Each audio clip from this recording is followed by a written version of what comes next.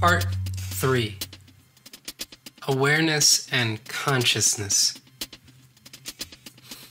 So today we're going to be learning about the 5 areas of awareness, which includes the physical body, sensations, such as touch, sight, hearing, smell, taste, thought, and then perception, reactivity, and eventually leading us to discuss a little bit about consciousness, which can be broken down through eye consciousness, ear consciousness, nose consciousness, tongue consciousness, body consciousness, and mind consciousness. And then we're going to speak about the impermanence of awareness and its relationship to the other areas. So just basically we're going to be examining impermanence through awareness. I didn't quite say that clearly. So here we go. To start off with the 5 areas of awareness, we're going to start with the physical body. And so the human body, and keep in mind we're right now talking human-centric because this is a course for humans about humans. So the human body is the physical form of a person, composed of various cells that form tissues and organ systems. These systems maintain the body's equilibrium and durability. So the human body includes the head, the neck, the trunk, which is the thorax and abdomen, the arms, hands, pelvic area, legs, all the way down to the feet. So that is the physical body. That's how we move through the world. It's how we operate. You have to have some form of a body, at least currently, to be able to exist.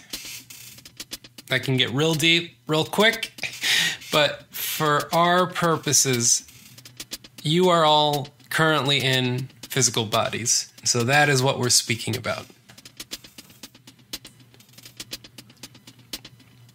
The second area of awareness, sensations. Sensations encompass the sensory experiences we encounter, including both pain and pleasure, as well as ignorance. So consider aversion and craving, as well as ignorance.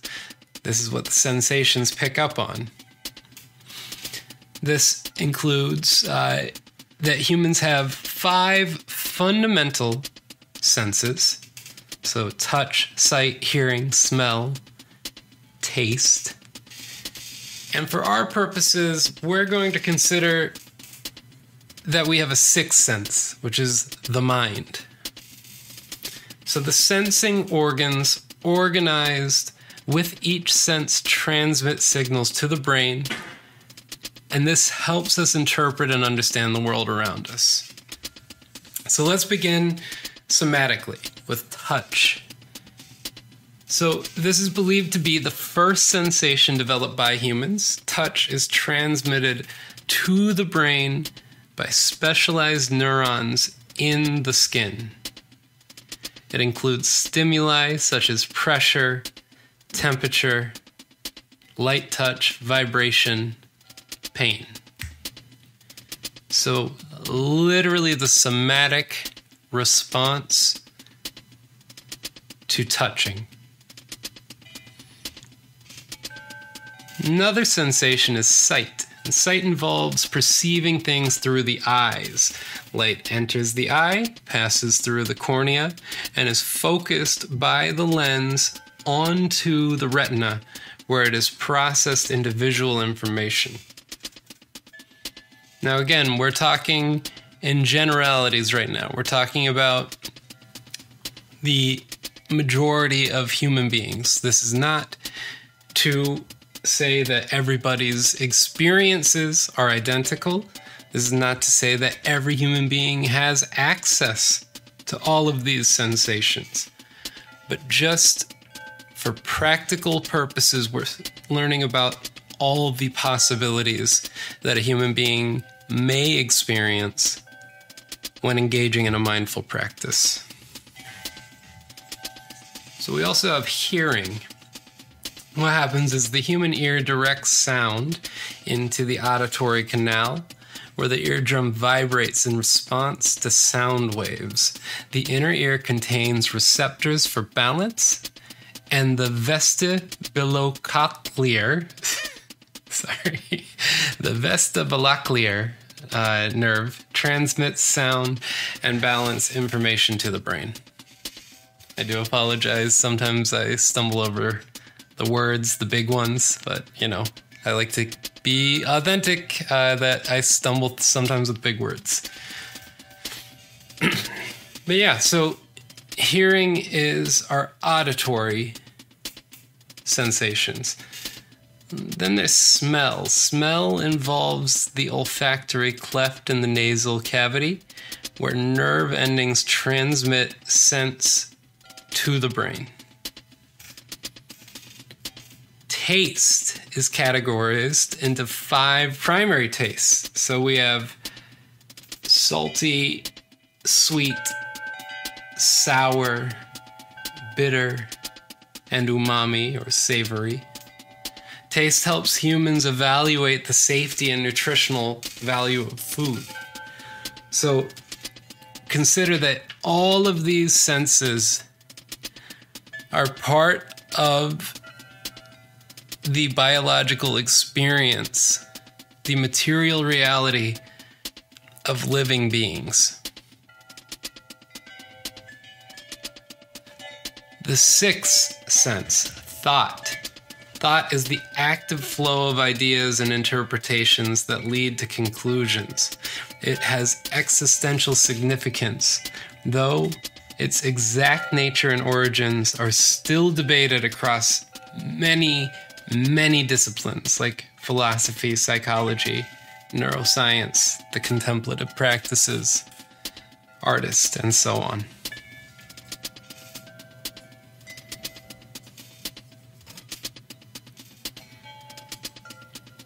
The 3rd area of awareness is perception.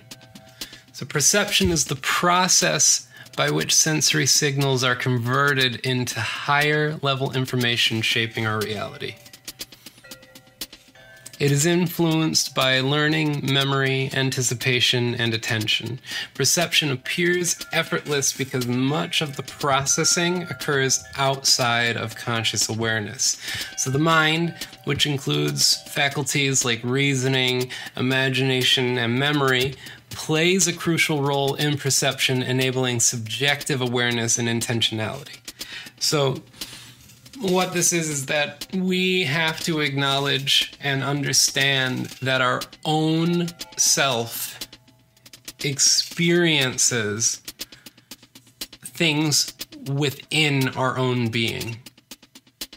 So it doesn't necessarily make it everybody's reality because it is our perception. 4th area of awareness, reactivity. So reactivity refers to changes in behavior or attitudes resulting from internal perception-based processes. This shift can be positive or negative depending on the context. Understanding our reactive patterns allows us to live more authentically and interact more effectively with others, moving beyond self-centered concerns.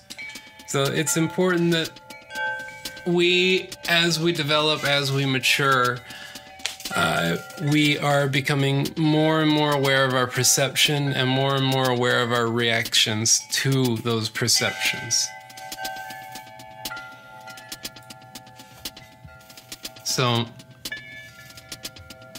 our physical body has sensations that were used to create our perception in which we react to it. And so what this brings us to is the fifth area of awareness, which is consciousness. So consciousness is your awareness of the first four areas of awareness. It is sentience, or awareness of internal and external existence. So despite extensive analysis and debate, consciousness remains one of the most puzzling aspects of human life. It can include experiences, cognition, feelings, or perceptions, and may involve different levels or kinds of awareness. And so, as I said earlier, consciousness can be broken down into our eye consciousness, our ear consciousness, our nose consciousness, our tongue consciousness, our body consciousness, or our somatic consciousness, and finally our mind consciousness.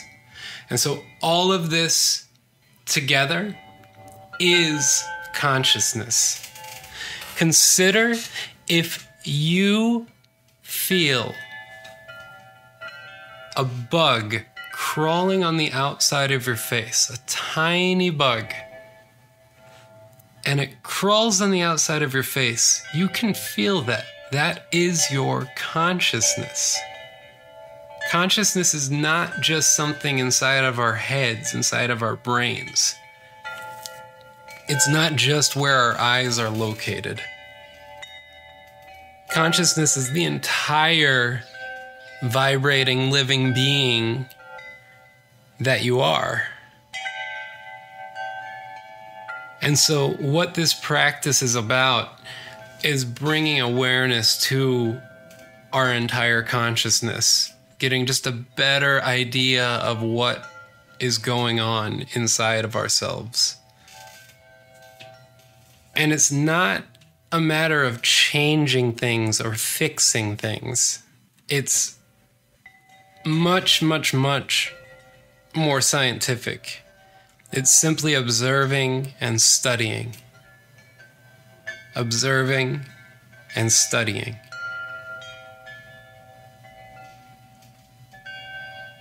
So this brings us to impermanence of awareness. So with meditation and practice, you can come to realize that all these aspects of awareness are impermanent. The 5 areas of awareness, like conditioned phenomena, arise and pass away. By accepting the transient nature of existence, we can find inner harmony. We can focus on what really matters in the external world. It's a way to help process what is important. Where do you need to put your energy? When is it a waste for you? And when is it not? And is it worth it? You can start to balance these things. Start to analyze these things. Make sure that you're making choices because you know and you know it is safe, and you know you are confident.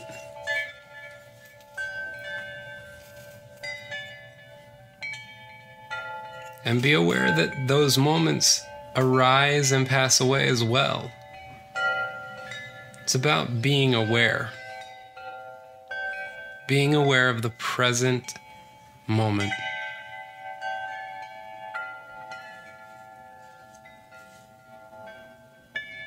With that, let us begin by closing our eyes.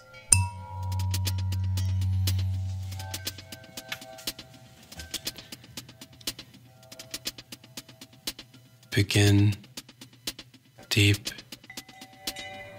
natural breathing, bringing attention to the sensations on the area above the upper lip and below the nostril.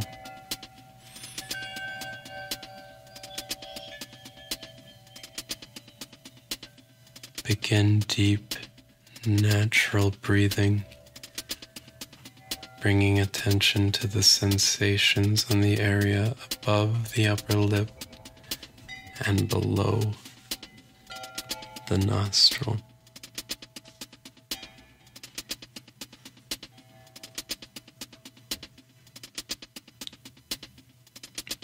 Begin deep, natural breathing, bringing attention to the sensations on the area above the upper lip and below the nostril.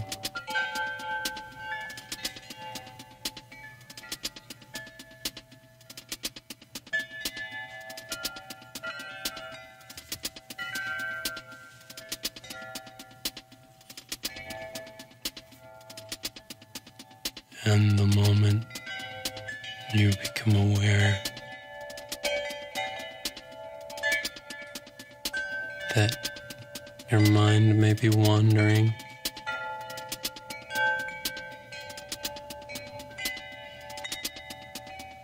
or you may be distracted, simply bring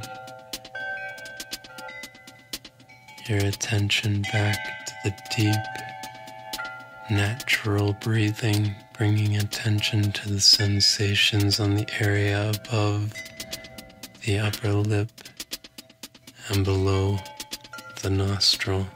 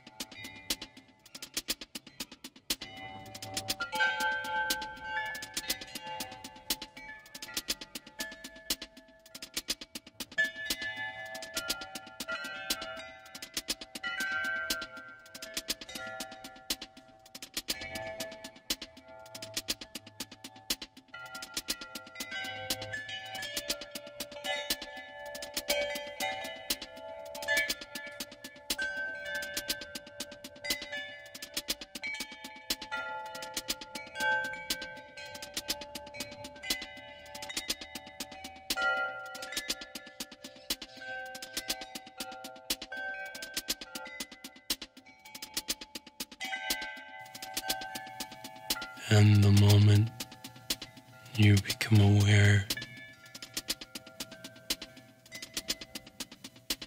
that your mind may be wandering,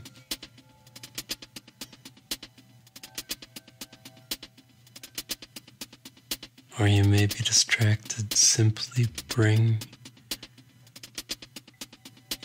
your attention back to the deep, natural breathing, bringing attention to the sensations on the area above the upper lip and below the nostril.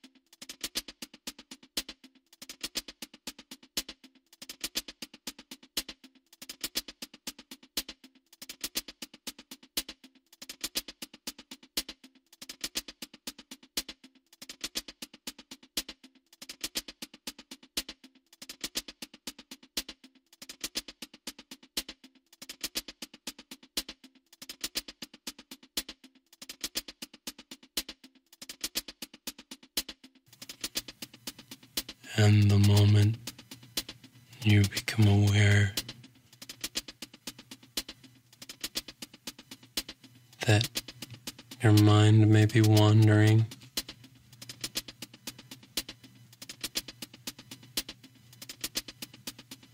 or you may be distracted, simply bring your attention back to the deep, natural breathing, bringing attention to the sensations on the area above the upper lip and below the nostril.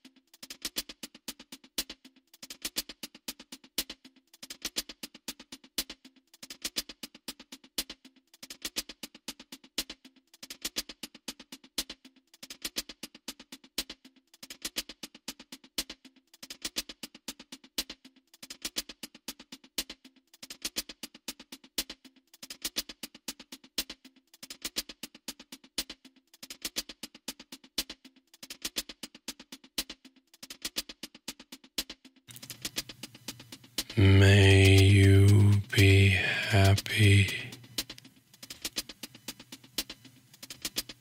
May you be peaceful.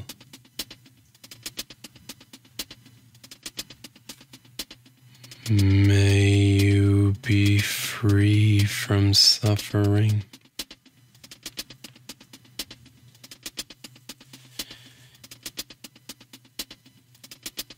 May you be happy. May you be peaceful. May you be free from suffering.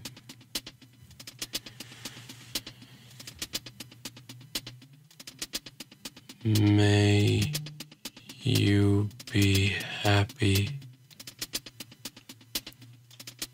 May you be peaceful. May you be free from suffering.